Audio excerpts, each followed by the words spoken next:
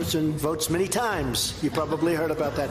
They always like to say, oh, that's a conspiracy theory. Not a conspiracy theory, folks. Millions and millions of people. Okay, so that's not true. And joining me now for your moment of Maxine is California Congresswoman Maxine Waters. Congresswoman, it's always a pleasure. So good to have you here in California. Just love it when you're in Los Angeles. Same here, especially because it's a lot warmer and you're here and we love hanging out with you. So let's start. Let's just go through everything. Donald Trump making these claims about immigrants and going back to his immigrants are rapists, Mexicans are rapists. You know, California, obviously a huge border state. What is this about? Is there any truth to this idea that there were swarms of rapists and criminals flooding across the border? No, absolutely not. You know, everybody knows that this president is a liar, and he just will say anything. He has no documentation for that. No one has reported that to him. He's continuing with this business of these immigrants are coming you know, to our country, and they're causing us problems. They're taking the jobs, and they're costing the government money. And so he has to continue this kind of talk as he dog whistles to his constituency. Yeah, and at the same time, his constituency is located in a lot of states where this trade war that he's starting with China are really going to bite. But California, which Donald Trump is not fond of, farmers here are now bracing for a real absolutely, because look, we export billions of dollars in pistachios and almonds and wine. And they are really worried, and our wine grape growers are really worried about what is going on with this president. And he keeps saying that he's not creating this trade war, but he really is. And he's announcing more and more tariffs. So it's going to hurt a lot of folks. It's going to, you know, cause a lot of loss of jobs. And this president, again, is just on a rampage without knowing what he's doing. And again, I think we come right back to this question. I feel like I ask you this question every time. Where is Congress? The Speaker of the House is in Texas holding a town hall, not even in his own district. Where is the Congress? Well, that's a good question to ask. Some of the Republicans now are talking about the tariffs and the harm that it's going to cause. But they're not standing up because I think they're still intimidated by him. They are afraid of him. They don't have any guts, and they're going to pay a price for this because this president has gone beyond what should be considered reasons for impeachment. And this state also, the environment, very important here. A very large coastline. You have the Environmental Protection Agency under Scott Pruitt savaging the Clean Air Act and other things. But what about his personal conduct? I mean, the things that we're hearing about, a scandal a day or two or three. What do you think? Well, it's horrible. Why is he getting away with this? Why is it he can talk about paying rent for $50 when he stays in this lobbyist's home? This is outrageous. What about the money he spends on travel? What about the raises that he's given, you know, to employees, even though he was advised by the White House not to do it? It is outrageous. We don't know why he hasn't been fired by now. You know, the president likes to fire, but we think the president just likes what he's doing with public policy. He's literally destroying everything that Obama did. And it does feel like California is, in a sense, at war with the Trump administration, whether it's on environment, whether it's on immigrants, whether it's on sanctuary cities. You know, can California hold the line if Congress cannot? Well, California is tough, and we have members of our legislature who are always thinking about ways by which to push back and to resist him. And so we think that he's taking it out on us because he did not win California. He does not like California, and he's vindictive.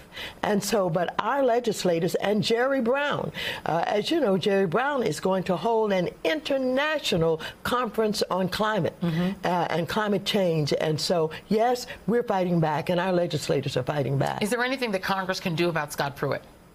Well, you know, we should be holding hearings, and we should be demanding his dismissal. But, you know, it's hard to get the Republicans to hold the hearings. And despite the fact that there are people who say to us, you know, why don't you try and reach out to them? Why don't you guys work together? The Democrats will work with them any day of the week, but they will not work with us. They are basically being irresponsible, and they're not standing up against this president. And so we're still on the same issues we've always been on. We want clean air. We want clean water. We don't want to create trade wars. I mean, we want to make sure that we are protecting Social Security and Medicare and Obamacare. I mean, our issues are basically what we have been fighting for, what we've been working for, and what we have been basically successful with. We have a great public policy program, but this president wants to destroy all of that, and he just gets stuck on Obama. He just wants to undo everything that the president had done. And so we're in a war continuous with him.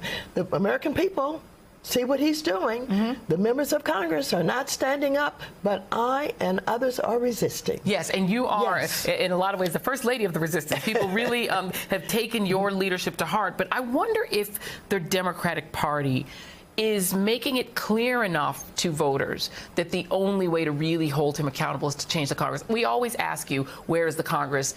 They don't seem to understand that people like you, who people really love, would be committee chairs if the House was flipped. Has the Democratic Party done a good enough job in explaining to voters the importance of flipping the House and the Senate? Well, I think that we work very hard at it. And, you know, we're very pleased about Alabama and Pennsylvania and what's happening in these state legislatures. And we believe that we're on the right track.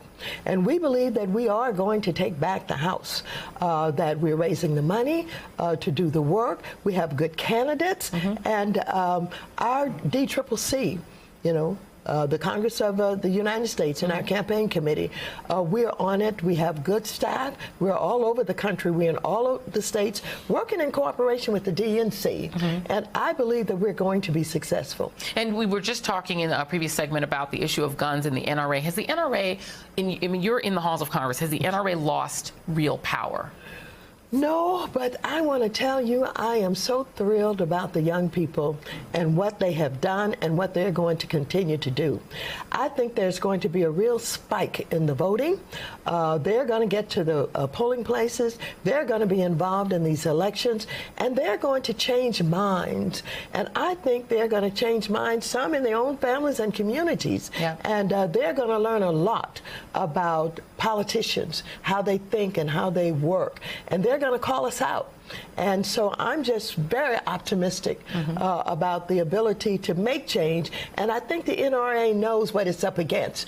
No matter how they try to pretend that they're not intimidated by the young people, they're going to be put in a very bad place with these young people, because the young people have no filters and they're going directly to them, and I just love it. I have two quick issues, because I know I try to cram everything in when I have you in my clutches. I love to talk to you. Let's talk about, we had Michael Avenatti, Stormy Daniels' lawyer, on. So ironic that this is maybe in a sense more immediate jeopardy for the President of the United States. If he is deposed, if Michael Avenatti is able to get a deposition for the President, will Congress push to have that deposition released so that the American people can see it? If it's on video? Some of us certainly will, but I just have to tell you, Joy, I predicted. I spoke to the Human Rights Campaign about a month ago, and at the end of my speech, I said, if our special counsel Mueller does not get Trump, Stormy will. That was the end of my speech. And I want to tell you, I'm watching what is happening. The president is going to get caught up in his lies. It is just unbelievable that he did not know about the payoff, you know, to Stormy. And so I think he's going to get caught in this one. And my last question on the Mueller probe, we were sort of talking earlier with Nick Ackerman, of course, who worked on the Watergate committee. What will happen? What will Congress do? What can you predict will happen if Donald Trump refuses a subpoena for Robert Mueller? Well, I think that is going to be crossing the line. I don't know if it's totally crossing the line, but I think that we're going to have some Republicans that will come out on that. He has gotten some warnings from a few of the Republicans who are saying that is a red line. Right. Don't cross that. And they've stood up for him, not as publicly as I would like them to, but he has full support on the Democratic side. And so if he refuses, I think that some are going to have to come out. Yeah. They can't stick with him forever. It's either you're going to be about country and you're going to protect this democracy, or you're going to go down with him. Yeah, well, not everyone can be as vocal and forthright as Congresswoman Maxine Waters. So we appreciate you being here for our moment of Maxine. I just love being here with you. Thank you so very much. Thank you very much, Congresswoman. All right, and if you don't already follow Congresswoman Maxine Waters on Twitter, what are you doing? Follow her at Maxine Waters. And before we go to break, an update on that breaking news that we told you about earlier. Police have confirmed to NBC News that a vehicle has driven into a small crowd in Munster, Germany. At least 30 people have been injured, and there are unconfirmed reports of fatalities. Police say the alleged suspect has committed suicide on the scene. Please stay with MSNBC for the latest on this story. More AM Joy next. Hey there, I'm Chris Hayes from MSNBC. Thanks for watching MSNBC on YouTube. If you want to keep up to date with the videos we're putting out, you can click subscribe just below me, or click over on this list to see lots of other great videos.